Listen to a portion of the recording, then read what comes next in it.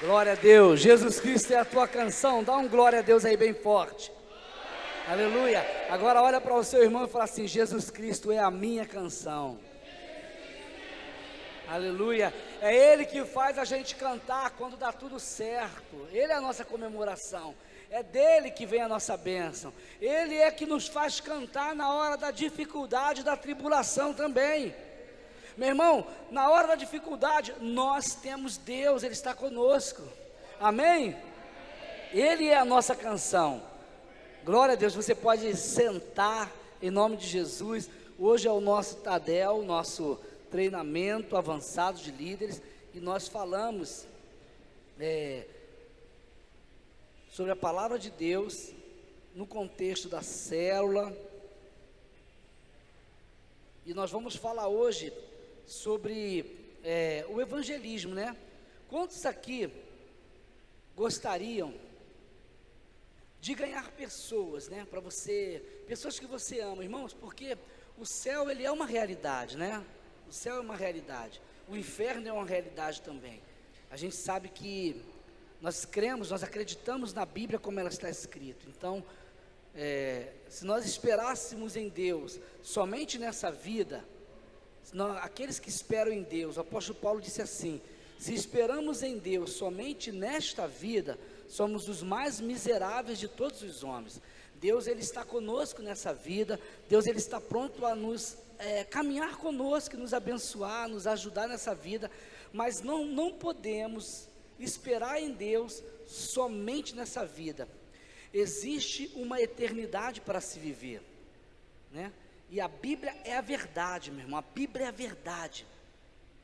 Existe um dia que Deus tem preparado, que julgará com justiça o mundo. A Bíblia fala isso. Existe um dia que com justiça Deus há de julgar o mundo. Sabe, Deus fala em Hebreus assim: se hoje ouvirdes a voz do Senhor teu Deus, não endureça o seu coração. Isso é para nós, isso é para você que está em casa, isso é para quem já fez uma decisão ao lado de Jesus, isso é para quem ainda não fez uma decisão ao lado de Jesus. Sabe, a nossa vida, ela é muito séria, né?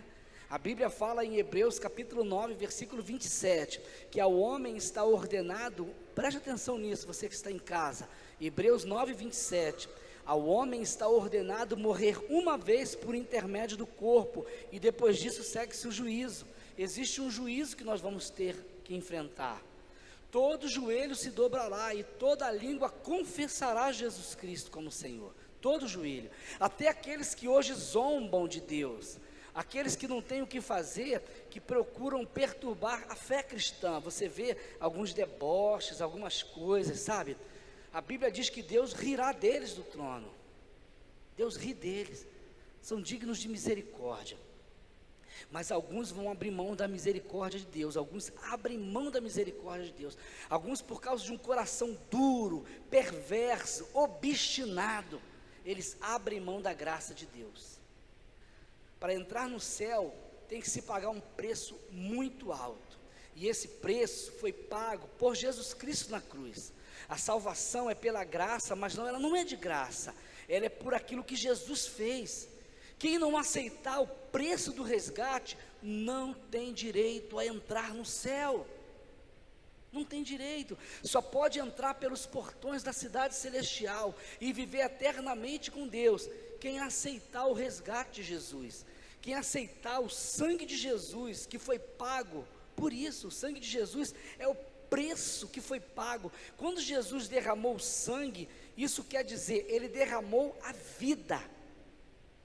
Isso quer dizer uma troca. Nós, por causa das nossas falhas, nossos delitos e pecados, nós estávamos encerrados debaixo da lei, nós estávamos condenados, né?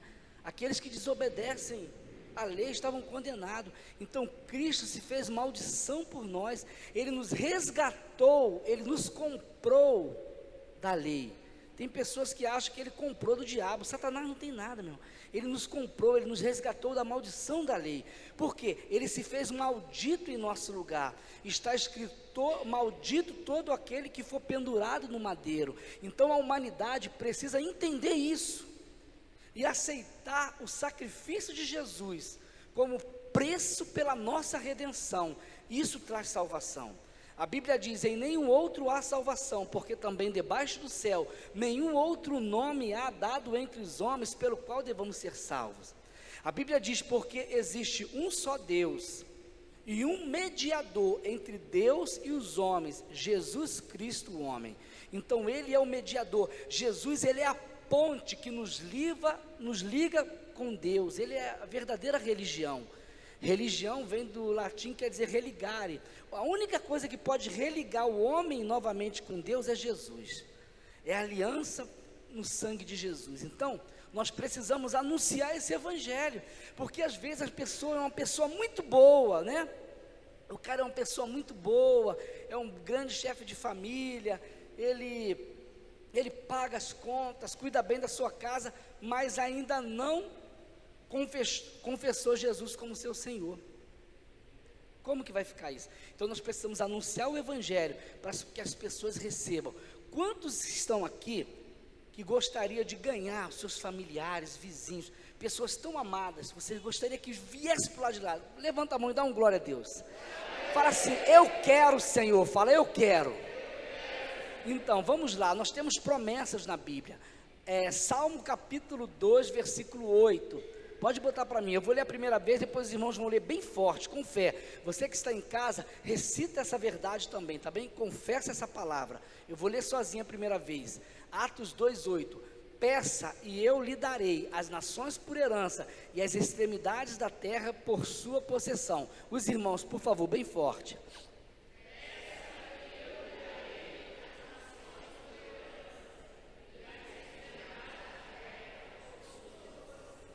Então, aqui está uma promessa. Deus fala que a gente pode pedir nações inteiras. Senhor, me dá essa nação por herança. Nós podemos pedir: me dá o jacarezinho, Senhor.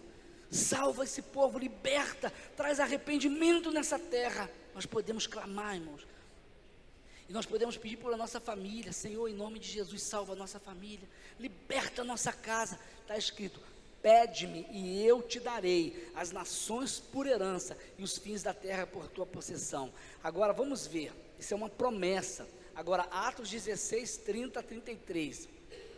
Isso foi quando Paulo e Silas foram presos. Eles estavam pregando o evangelho e de repente eles açoitaram ele, prenderam ele. Eles estavam lá adorando a Deus, louvando a Deus e fazendo orações. Houve um terremoto na cadeia e as correntes foram despedaçadas.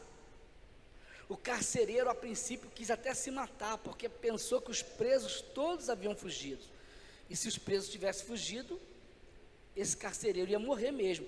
Mas Paulo falou: olha, ninguém fugiu, estamos todos aqui.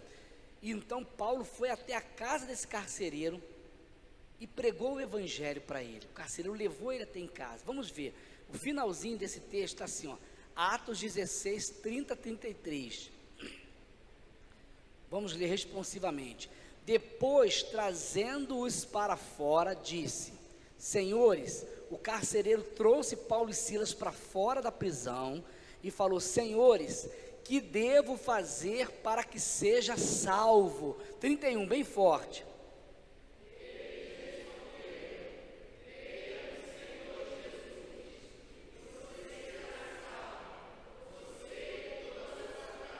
Olha que promessa linda, irmãos. O carcereiro viu o poder de Deus naquela cadeia. Ele viu o terremoto que aconteceu. E aqueles homens, porque estavam adorando, foram libertos das correntes. E ele trouxe Paulo e Silas para fora e falou: o que eu devo fazer, senhores? O que eu devo fazer para ser salvo?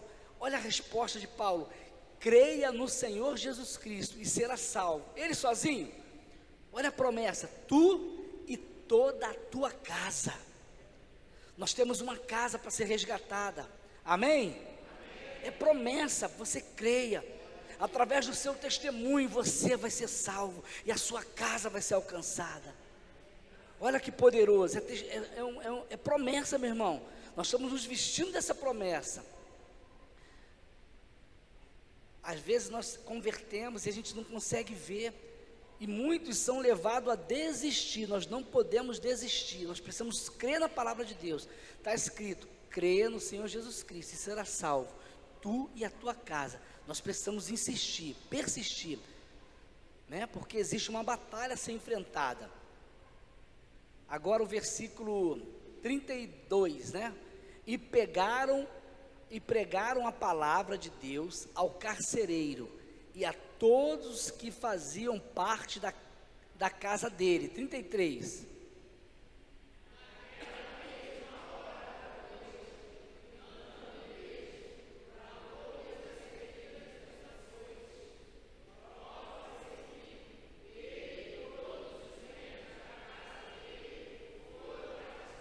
Isso, que diferença. Eles estavam ali naquele cárcere para ser torturado, né? Mas aquele carcereiro percebeu o poder de Deus, falou: esses caras são de Deus. Trouxeram para fora, e quando levou para casa, tratou das feridas. Estavam amarrados com corrente, eles haviam sido açoitados em praça pública. Ele tratou das feridas dele, cuidou das feridas, lavou, colocou remédio.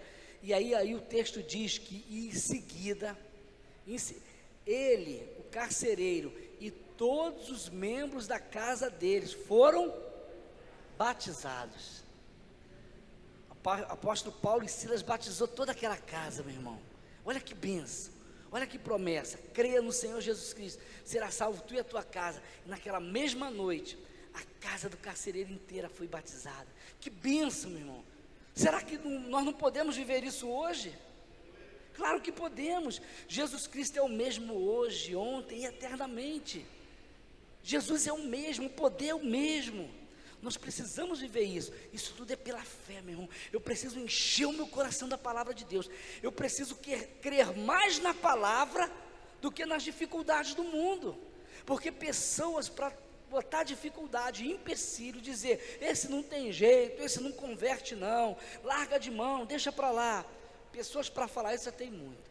Nós somos crentes, nós precisamos acreditar. Acreditar e acreditar. Naquela noite, agora, vamos ver por que às vezes nós temos esse embate, as dificuldades. Vamos ver. Primeiro, nós vamos ver 1 Coríntios 16, tá? Inverte a ordem, eu coloquei na ordem invertida. Primeira carta de Paulo aos Coríntios 16, 9. Eu vou ler a primeira vez, depois os irmãos. O apóstolo Paulo, quando estava na cidade de Corinto, né, que ele escreveu isso, olha: porque uma porta grande e oportuna para o trabalho se abriu para mim, e há muitos adversários. Irmãos, podem ler bem forte.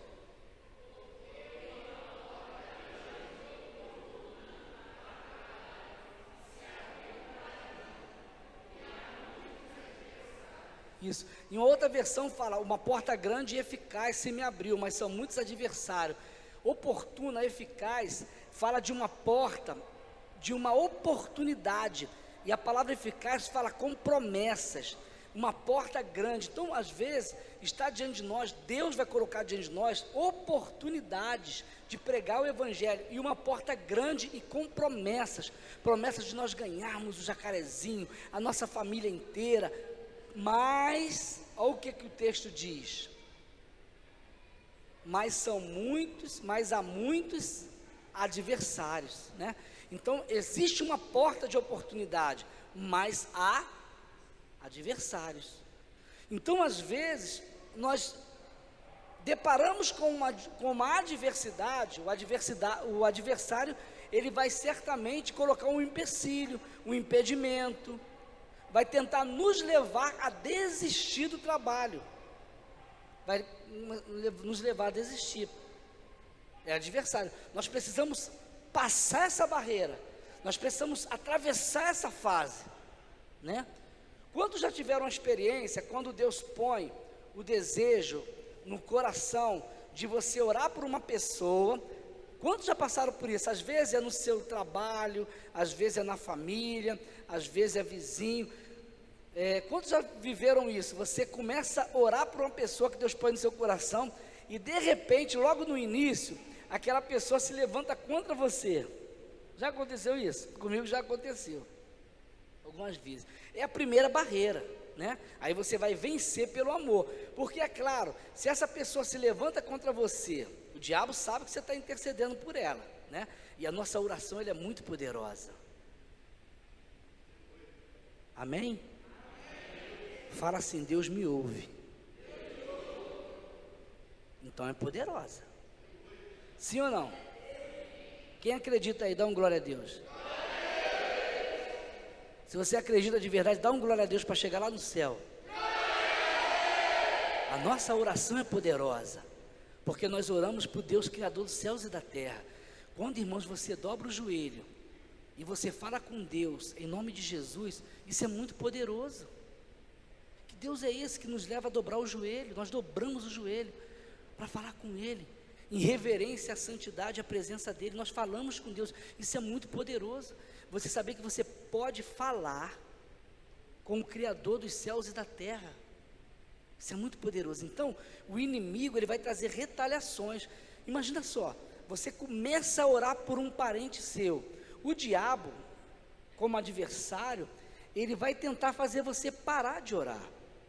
Irmãos, os livramentos, quem já ouviu esses meninos que trabalham no tráfico, alguns se converteram, outros ainda não converteram, mas se você olhar, se você ouvir as histórias deles, aqueles que são filhos de cristãos, que têm parentes cristãos, eles contam histórias de livramentos que eles tiveram, e quando chegam em casa, a mãe estava orando por ele exatamente naquela hora que aconteceu o problema. Às vezes é uma esposa orando. Sabe por quê, irmãos? Porque a nossa oração é poderosa.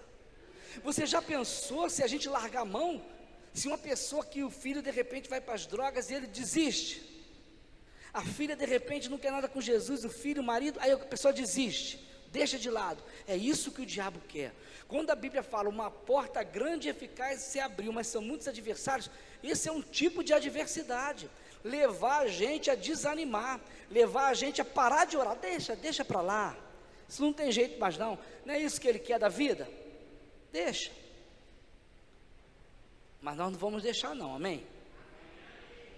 Amém. Então, uma porta grande e eficaz. Então, existem umas barreiras. Coloca para mim a segunda carta de Paulo aos Coríntios 4, 3 e 4. Eu vou ler, depois os irmãos ler bem forte. Olha, mas se o nosso evangelho ainda está encoberto, é para os que se perdem, que ele está encoberto, nos quais o Deus desse mundo cegou o entendimento dos descrentes, para que não lhes resplandeça a luz do evangelho, da glória de Cristo, o qual é a imagem de Deus. Os irmãos, por favor, os dois versículos bem forte.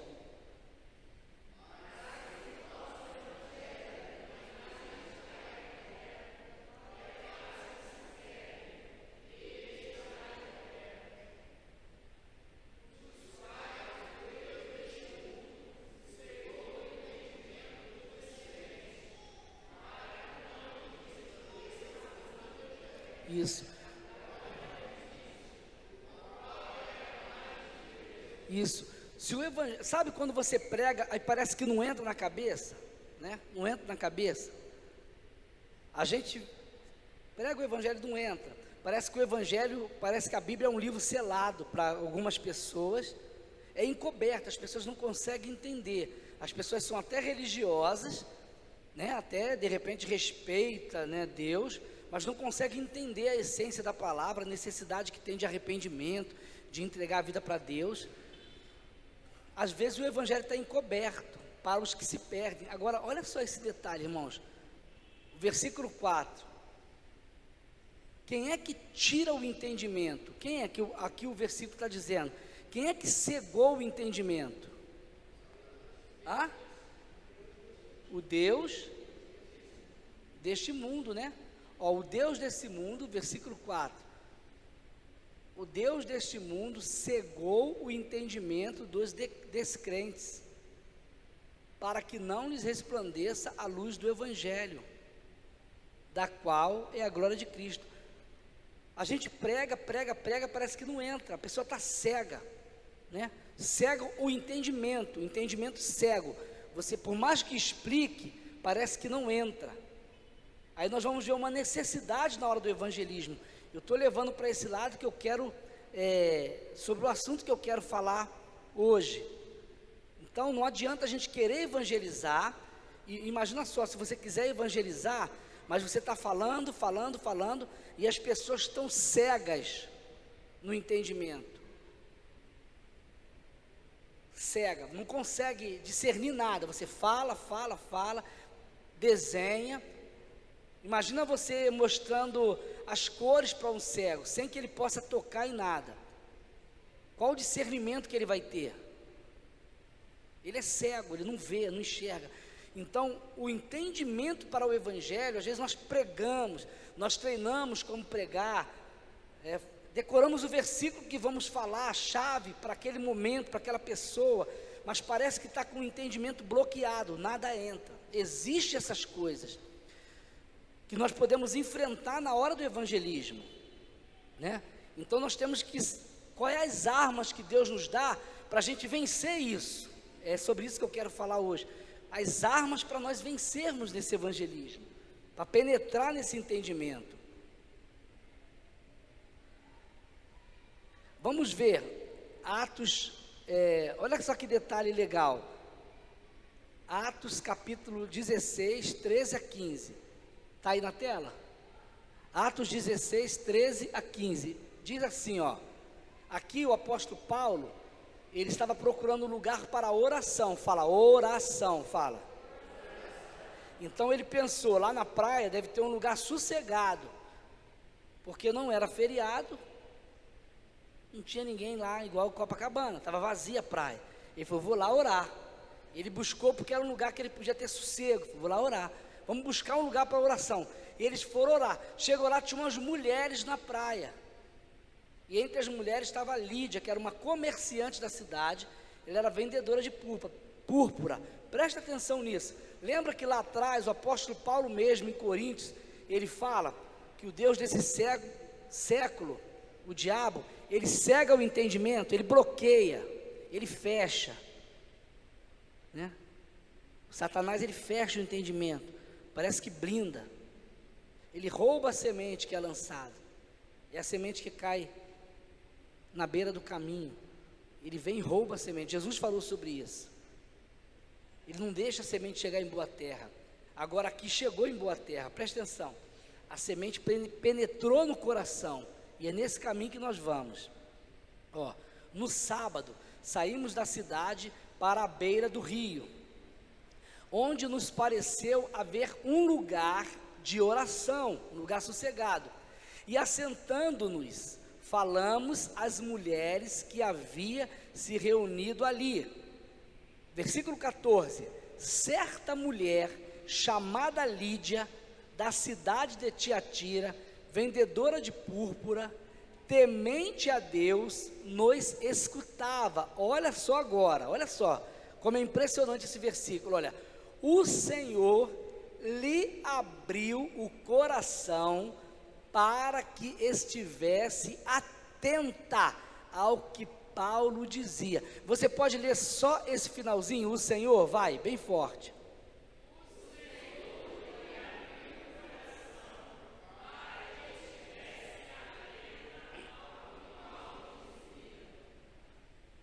Depois de ser batizada, ela e toda a sua casa, ela foi batizada, ela e quem?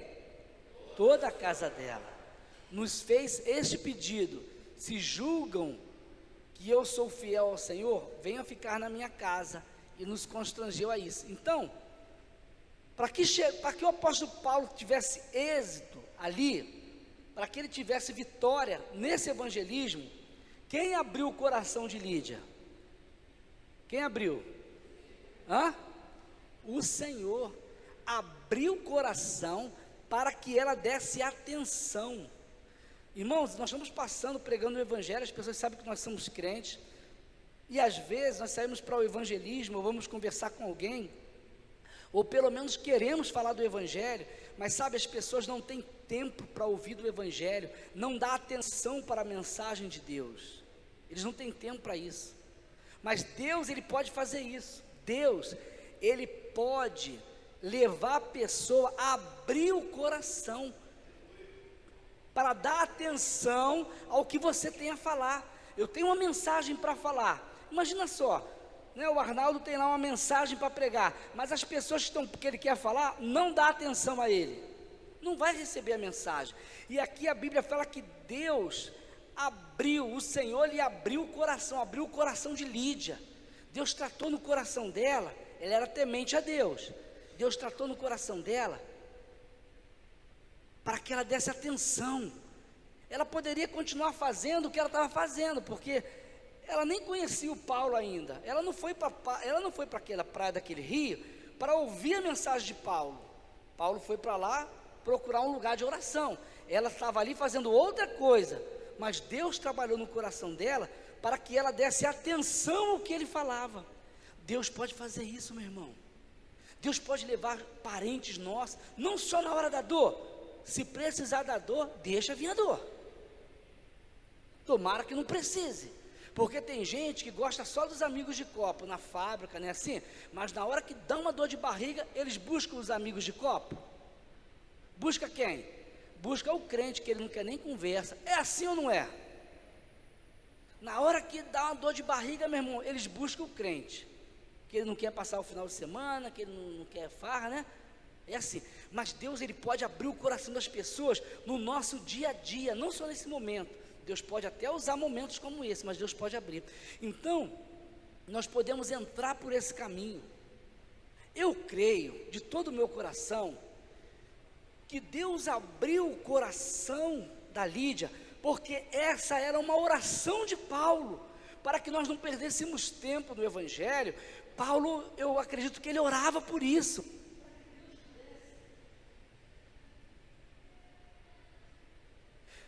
Ele orava para que Deus lhe desse oportunidade, para que portas se abrissem. Um coração atento à mensagem é uma porta se abrindo para o Evangelho. Então nós temos que orar por isso. Lembra quando Jesus, eu falei semana passada de Jesus com a mulher que estava no poço de Jacó? Jesus naquele momento ele estava jejuando, né? Você vê pelo texto, você entende, você pode entender isso, que ele estava jejuando naquele momento. Que os discípulos foram buscar comida, ele não quis comer. Ele falou: mestre, não, uma comida eu tenho para comer que vocês não conhecem, né? Ele falou: a minha comida é fazer a vontade do meu Pai. Então naquele momento ali, certamente, o que eu entendo nesse texto, que Jesus estava jejuando, e certamente pedindo essa oportunidade, porque irmãos, nós estamos numa batalha, do mesmo jeito que nós estamos, o Espírito Santo está nos levando a pregar a libertação, o Satanás ele fica trabalhando para aprisionar as pessoas. Então, o evangelismo é essencial que haja oração, um clamor pela pessoa. Aí eu quero falar agora sobre um método de oração. Aí eu quero falar para os líderes de célula, para movimentar isso que eu vou falar dentro do possível, você movimentar isso dentro das células. Se você de repente líder de célula auxiliar não está aqui, mas está assistindo por aí, vamos pôr isso em prática dentro do possível, né?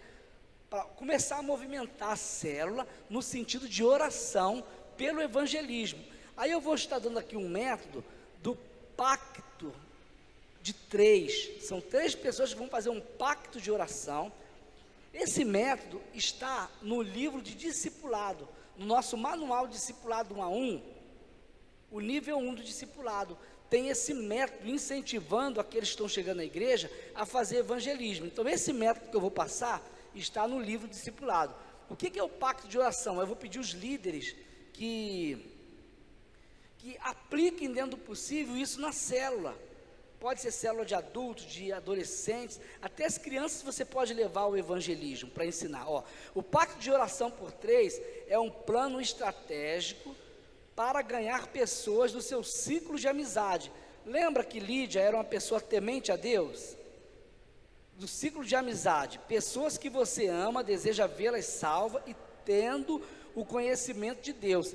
É uma maneira prática de ganhar almas que todo cristão que quer se multiplicar em outras vidas deve cultivar. Olha só, como é que os líderes vão fazer? Cada pessoa faz com Deus e com mais 2 irmãos o pacto de orar e jejuar durante 1 mês por 3 pessoas não convertidas, mas que estão maduras e abertas para o evangelho. Depois deve convidá-las e levá-las para a célula ou a igreja.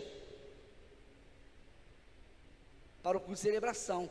Você pega a célula, quem é líder de célula, né? Eu vou dar um exemplo de qual célula aí. Lá em casa, a Dilma. Aí a Dilma, como que vai aplicar isso aí? Algumas pessoas já têm o projeto Natanael, já ora por 3 pessoas, não é assim? Então a Dilma vai pegar ela e mais 2 irmãs da célula, né? Pegou a Dilma, a Rafa e a Regilane, né? Dilma, Rafa e Regilane. Aí ela vai compartilhar as 3 pessoas que cada uma está orando. São pessoas da família, ou então do trabalho, do ciclo de amizade, pessoas que você sente que o coração já tem sido trabalhado por Deus, né? Que você já tem orado por essas pessoas. Aí você vai fazer um pacto, né? Nós vamos durante um mês orar por esses nomes, durante um mês nós vamos estar orando, entendeu? Aí a Dilma vai orar não só pelos 3 nomes dela, quando ela for orar, ela vai citar diante de Deus os 3 nomes delas, os 3 nomes que a Rafa tem orado e os 3 nomes que a Regilane tem orado. Isso, irmãos, hoje está muito prático. Por quê? Porque nós podemos fazer isso através do... Não é lá de cima não, é alguém ligando para mim, não é Deus.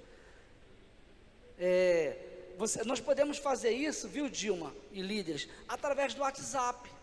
Nós podemos combinar e fazer através do WhatsApp. Aí passa esse mês inteiro orando por esses nomes. São 9 nomes. E aí, Deus, ele vai criar estratégia. Agora é aí não? Eu não sei quem é que está ligando para mim não, vou desligar aqui. Então nós vamos criar, Deus vai dar estratégia para a gente ganhar essas pessoas.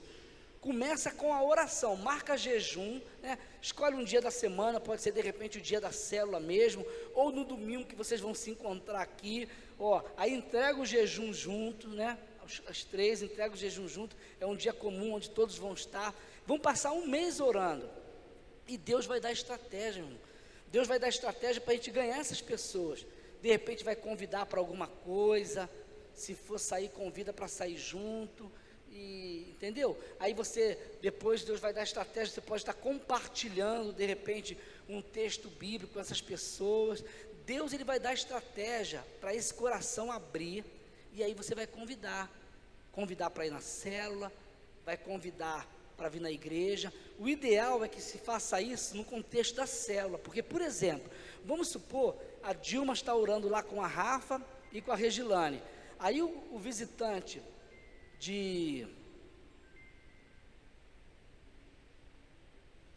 eu sei, pega aqui para mim, vê quem é esse zaprumado que está ligando para mim, desliguei. Aí vamos supor que a Dilma está orando com a Rafa e com a Regilane. Aí, essa pessoa que ela está orando, que é da família da Rafaela, a Dilma já conhece pelo nome porque tem orado. Aí ela vai na célula. Aí a Dilma já conhece pelo nome, já tem orado por ela. Aí vai cumprimentar, né, vai receber bem lá. Irmãos, isso é fundamental e tenha certeza disso. Nós vamos estar colocando a oração na frente, entendeu? Pode ser até os mesmos, se as pessoas já fazem o projeto Natanael, que é uma estratégia de evangelismo, pode ser os 3 do projeto Natanael, era até melhor que fosse, entendeu? Mas é uma maneira também, irmãos, da gente movimentar a célula. A célula, ela fica gostosa, ela fica legal, ela fica viva quando começa a chegar visitante. Sim ou não?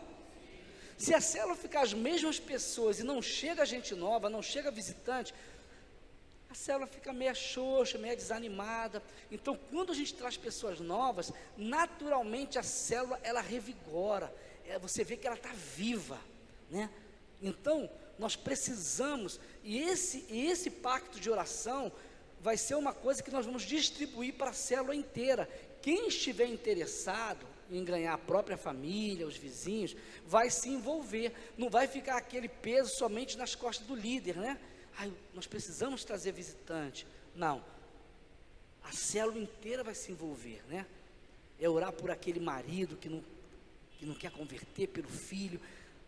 Então a célula inteira vai estar fazendo aquele movimento de oração e de jejum, jejuando e orando para que Deus abra esses corações. Irmãos, aí vai ser muito mais fácil o evangelho. Eu já tive experiência de eu convidar pessoas, um convite só, e as pessoas vinham aqui aceitar Jesus. Mas sabe por quê? Eu já tive experiência de mães estar orando há anos e jejuando. Orava. Então, não foi porque eu fui lá, eu fui apenas uma conexão, um instrumento que Deus usou para fazer o convite, mas tinha uma pessoa orando ali, que dobrava o joelho e orava por aquele filho. Então a nossa oração ela é muito poderosa. Então vamos orar, amém? Então vamos nos colocar de pé, que nós vamos estar orando agora. Nós vamos estar orando agora pelas nossas células. Vamos estar orando pelos membros das nossas células. Nós vamos estar orando para que corações se abram e nós possamos pregar o Evangelho e ver as pessoas se convertendo. Amém? Vamos orar. Pai, em nome de Jesus eu quero te louvar por esse momento. E eu quero, ó Deus, orar por esse meu irmão, por essa minha irmã que está aqui. Deus, eu quero abençoar cada vida. Ó Deus, em nome de Jesus eu peço, aqueles que ainda não têm os seus 3, que não tem aquelas 3 pessoas, Deus, que já está tendo o coração, o desejo de ver essas pessoas convertendo.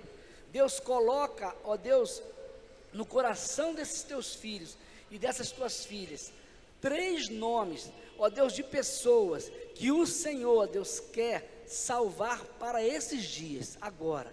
Meu Deus, coloca, dá esse sentimento, Senhor, direciona esse meu irmão, essa minha irmã, ó Deus, e que haja um movimento de intercessão nas nossas células, que haja um clamor de jejum e oração nas nossas células, ó Deus, por vidas, ó Deus, para que vidas se rendam aos teus pés. Nós clamamos, meu Deus, em nome de Jesus, e nós queremos declarar que nós vamos colher, ó Deus, de maneira poderosa, para a glória e para o louvor do teu nome. Usa as nossas vidas. Nós repreendemos todo obstáculo, todo empecilho de Satanás, e nós queremos declarar, Deus, que nós vamos ver a nossa família se render aos teus pés.